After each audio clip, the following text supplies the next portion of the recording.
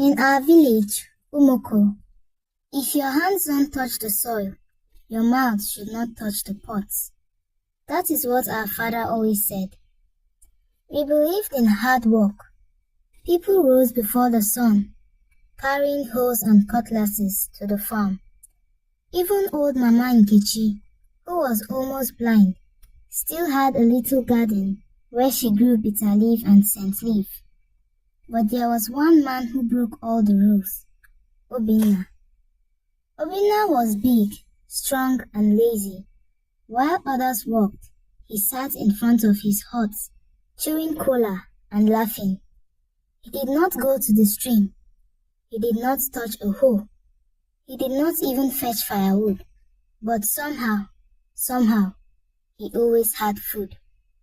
Not just any food, good food. Pounded yam and egusi with big pieces of goat meat, fresh pepper soup, roasted corn with coconuts, fried plantains, moi moi wrapped in perfect leaves. His kitchen always had smoke coming out in the morning, afternoon and night. Children sniffed the air and whispered, "Maybe he has a magic pot." Women whispered, "Maybe his dead mother left him charms." But nobody could see how he got the food. Then, one day, something started to happen. Mama Ijeoma came to the square crying, "All my yams gone, every last one." She said she harvested them and left them in her storeroom. But the next morning, they disappeared. The next week, Uncle Ifeanyi's plantains were all cut down, clean as if sharp knife had sliced them at night. Then Mama Chioma screamed one morning, "Who stole my moi moi from inside the pot of fire? Who stole it?" That was the final straw. The village grew angry. Elders called a meeting under the big tree. Someone is stealing food. But who? A small boy, Ikenna, raised his hands. "I saw someone walking at night with a sack near the farms. He was tall. He had a crooked walk like Obinna." "Obinna?" People laughed. "That lazy man, can he even run?" But some of us knew something was not right. So the youth planned a trap. They hid in the bush beside Baba Dike's cassava farm. They waited the whole night. Nothing happened. The next week, they tried again. This time, behind Mama Omoye's yam store. They brought 2 dogs and held cutlasses. They waited. Still, nothing. But on the 3rd day, they did something different. They placed a calabash with fresh pounded yam and goat meat right in the open at Mama Ogo's compound.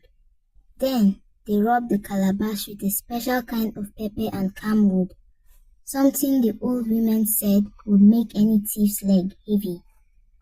Then they all hid and waited in silence. Around midnight, they saw movement. A man crept towards the calabash. He looked left, looked right. Then he bent down and took it. "Obinna!" The youth jumped out and shouted, "Thief! Thief! Thief!" He turned and ran, but this time, his legs were slow. The charm was working. His eyes were wide. He tried to shout, but no sound came out. They chased him through the bush until he slipped into a shallow pit and fell. They caught him, beat him, tied his hands and dragged him to the square.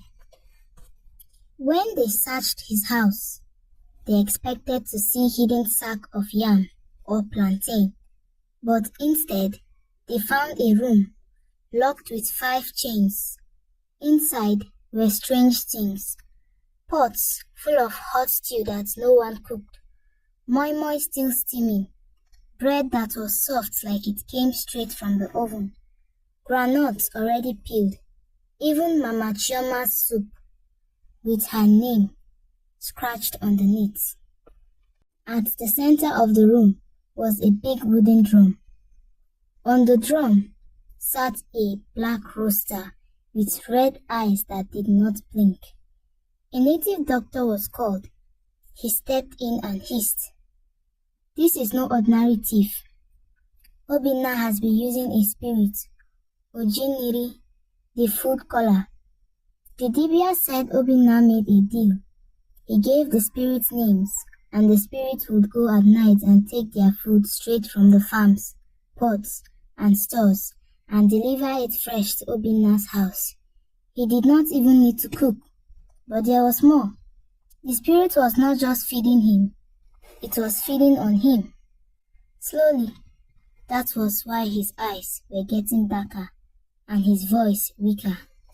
The Dibia said, "Now that he has been caught, the spirit will come to collect its full price." Suddenly, the ground began to shake. Thunder roared, but there was no rain. The rooster on the drum began to grow. Its wings turned to arms. Its eyes became wide, red flames. Everyone ran except Obinna. Still tied, he screamed, he begged, he called the names of all his ancestors. The spirit stretched a hand toward him, and Obinna vanished. Not into the bush, not into the ground, just vanished. The food in the room turned to sand. The soup pots cracked. The walls of his hut began to rot and fall apart. Till today, children are told not to pass by that old land. And whenever someone asks, "Why are you sweating so much on the farm?" we just say, "Because we don't want to end up like Obinna."